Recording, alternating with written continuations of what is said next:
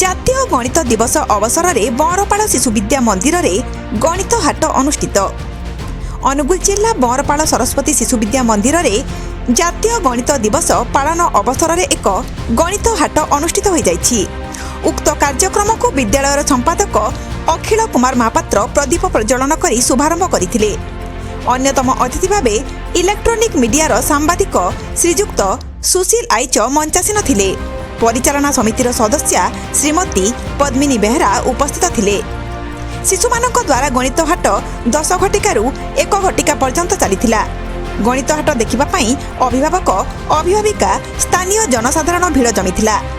विद्यालयर प्रधान आचार्य अतिथि अधिकारी मानकर परिचय प्रदान करिथिले। विद्यालयर गणित प्रमुख कुतार्थ गणनायक गणितज्ञ श्रीनिवास रामानुजंक जीवनी उपरे शिशुमानकु मार्गदर्शन करिथिले। दिवा पर्याय प्रमुख श्रीजुक्त तन्मय कुमार नाथ और समस्त गुरुजी गुरुमांक सहयोगरे गणित प्रश्नमंच पत्र वाचन ओलटा गणन गुणन खंदार अभ्यास गणित चाट प्रदर्शन आदि विभिन्न कार्यक्रम शिशुमानक द्वारा अनुष्ठित होइथिला।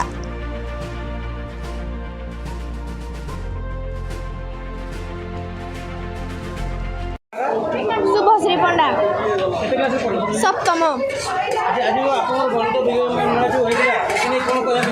आम आज ये गणित मेलार आम प्लेट गुपचुप करमर 200 कि 300 उपर लाभ होती आम समस्त को गलापर एथि पड़ू धनिया पत्र सेव पियाज लंकागुंड लुण दही आउ 2टा स्पेशल चटनी पड़ुची हेतिक कर आम बिकु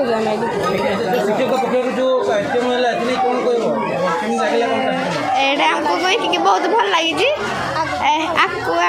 चाहूँ स्कूल एमती है भाग नबू दिवा पर्याय प्रमुख आज जातीय गणित दिवस अवसर में आम पिलामानकर गणित मेला को बढ़ावाई आम गोटे गणितर हाट करूँ। आज गणित हाट में सब पिला विभिन्न प्रकार खाद्य सामग्री जिन आनी से गुपचुप आनी दहीबरा आनी प्लेट गुपचुप आनी चप्पल आनी बही दुकान आनी परिवा आनी विभिन्न प्रकार कार्यक्रम आनी वास्तविक यही प्रकार कार्यक्रम आम विद्यालय प्रथम थर आम करूँ आ बहुत सुंदर होती पिला माने बहुत खुशी अच्छा आनंद भी लगुच जहाँ हो पिला मानकर ये आनंद देखी आम खुशी अच्छु।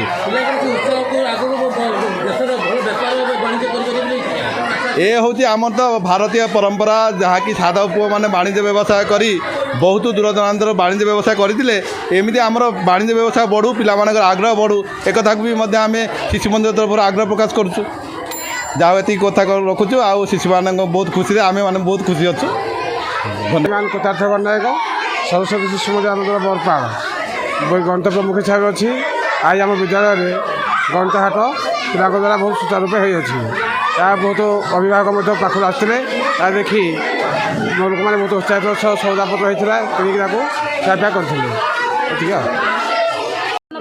ସ୍ୱର୍ଣ୍ଣପ୍ରଭା ବାରିକ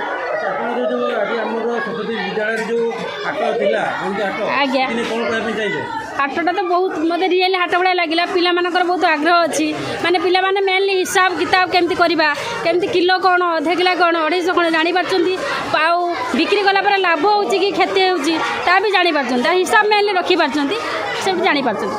आम विद्यालय पक्ष जो प्रधान शिक्षक जेकोसी प्रकार अवदान जो हाट नहीं विद्यालय कौन कह मु तो प्रथम शिशु मंदिर सभापति गुरुजी गुरुमा मान धन्यवाद दूसरी तो मध्यम आम हाटटी हो पारे आ पाने हिसाब किताब सब जापार तेणु समस्त धन्यवाद जनाऊ। आज जो गणित मेलाटी है जुड़े जिनस रही आमर जो प्राचीन काल विभिन्न प्रकार साधव पुओ मैंने जावा बलिन सुमात्रा जाऊे किसी जिनस नहीं जाते किसी जिनस नहीं जाते से कहते बाटर एक्सचेंज माने जिनस बदले जिनस आणुले एवं प्रत्यक्ष भाव में से जाते जो जोड़े जिनस देते जोड़े जिनस ने यहाँ प्रत्यक्ष तेणु आज जो गणित मेलाटी है पिला तो प्राक्टिकाल करना थीओरी पढ़ी कि प्राक्टिकाल नाला तेणु से आज बुझिले जे प्राक्टिकाल मैं 15 टका जिनस किणिली 20 टका बिकिली प्राक्टिकाल है सागे सागे जिनस बिकिले 20 टका पाइले तो ये पिलांकर बहुत अनुभूति रही तो ये विद्यालय तरफ आम गोटे नियार प्रयास करूँ आम गुरुजी गुरुमा को लेकिन समस्त प्रयास करूँ ଯାହା ଏଇଟା ବହୁତ ଅଭିଭାବକର ସମ୍ପର୍କ ଭଲ ରହିଲା ଆମ ପ୍ରତି ସହଜର ହାତ ଦେଲେ ପରିଚାଳନା ସମିତିର ସମସ୍ତେ ହାତ ଦେଲେ ସର୍ବୋପରି ଆମର ଆଚାର୍ଯ୍ୟ ଆଚାର୍ଯ୍ୟମାନଙ୍କର ସହଯୋଗରେ ବଢ଼ିଆ ସକ୍ସେସ୍ ହେଲା ଏବଂ ପିଲା ବହୁତ ଜ୍ଞାନ ଉପଲବ୍ଧି କରିଛନ୍ତି। ଧର୍ମାନନ୍ଦ ସାହୁ ପ୍ରଧାନ ଆଚାର୍ଯ୍ୟ ସରସ୍ୱତୀ ଶିଶୁ ବିଦ୍ୟା ମନ୍ଦିର ବନପାଳ।